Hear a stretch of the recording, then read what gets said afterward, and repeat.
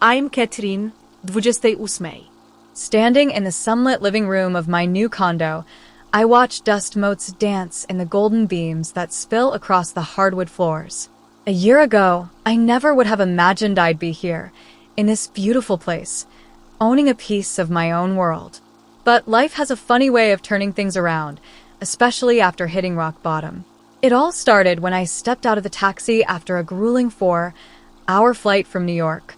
I was brimming with excitement, clutching a gift box with a jade green silk scarf for my mom, her favorite color.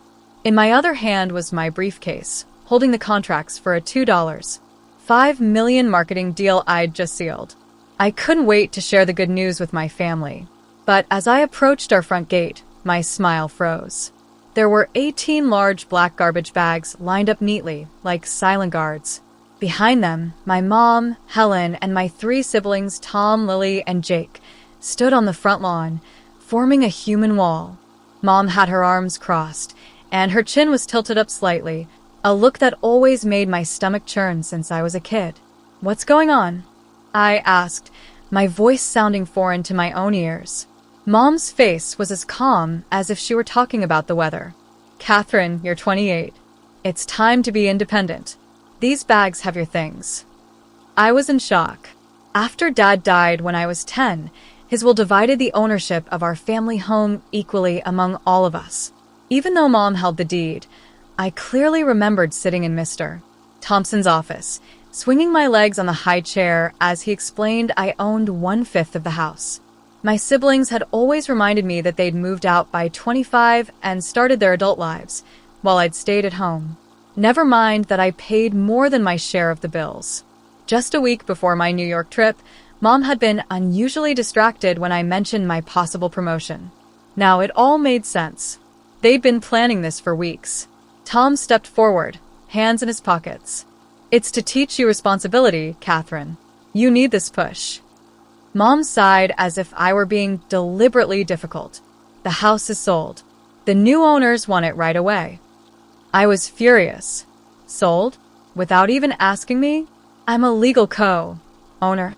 My voice was steadier than I felt. Mom just rolled her eyes. "We've talked about this for months." But I knew they hadn't discussed it with me.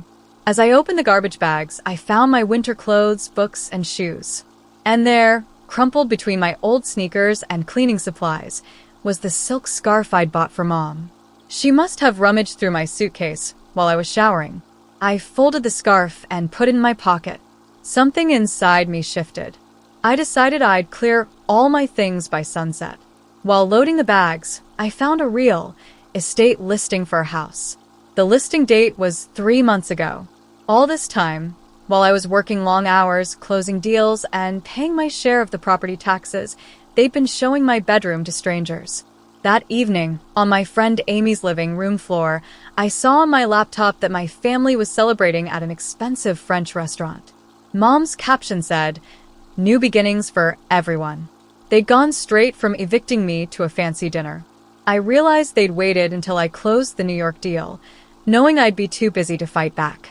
I had nowhere to live. My savings were almost gone from paying off student loans, while my siblings had invested in property. And I had to update my address with HR. My probation period after promotion wasn't over yet. I was worried my boss would think I was unreliable. Amy suggested I talk to a lawyer.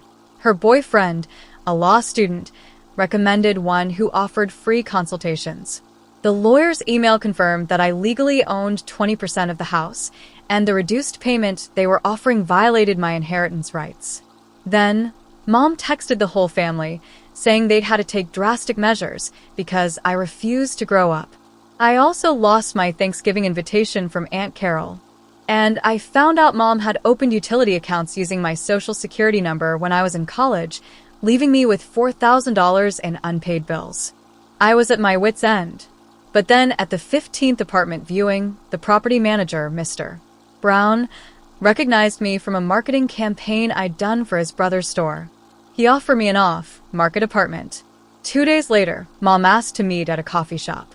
She said they'd done it out of love, that children sometimes need a push. I was fed up. Love doesn't throw someone's things in garbage bags, sell their home without warning, or steal their identity. I stood up and left. For the first time, I didn't care about her approval. I signed the lease for the studio apartment. Amy and her boyfriend helped me move in. They treated my things with so much care, unlike my family, who'd just tossed them around. 3 weeks after the eviction, I was preparing for a follow-up meeting with a New York client.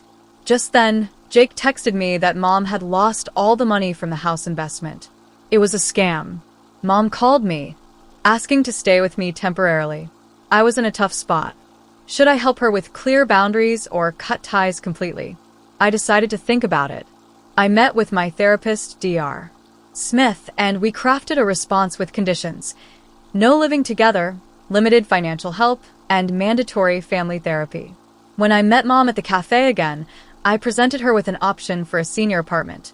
I'd already paid the deposit. At first, she refused, but eventually she agreed to try family therapy. Just as I was leaving the cafe, I got an email from my CEO, Mr. Davis. Based on my work with the New York account, I was offered the position of digital marketing team lead. Now, a year later, I'm in my new condo. My family has changed too. In family therapy, Mom has started to respect my work. She told Dr. Smith about my successful marketing campaign on TV.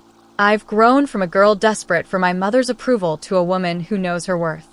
I hang a framed photo of those black garbage bags in my home office, not as a reminder of betrayal, but as a symbol of how far I've come.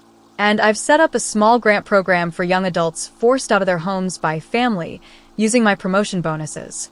It's my way of turning pain into something positive.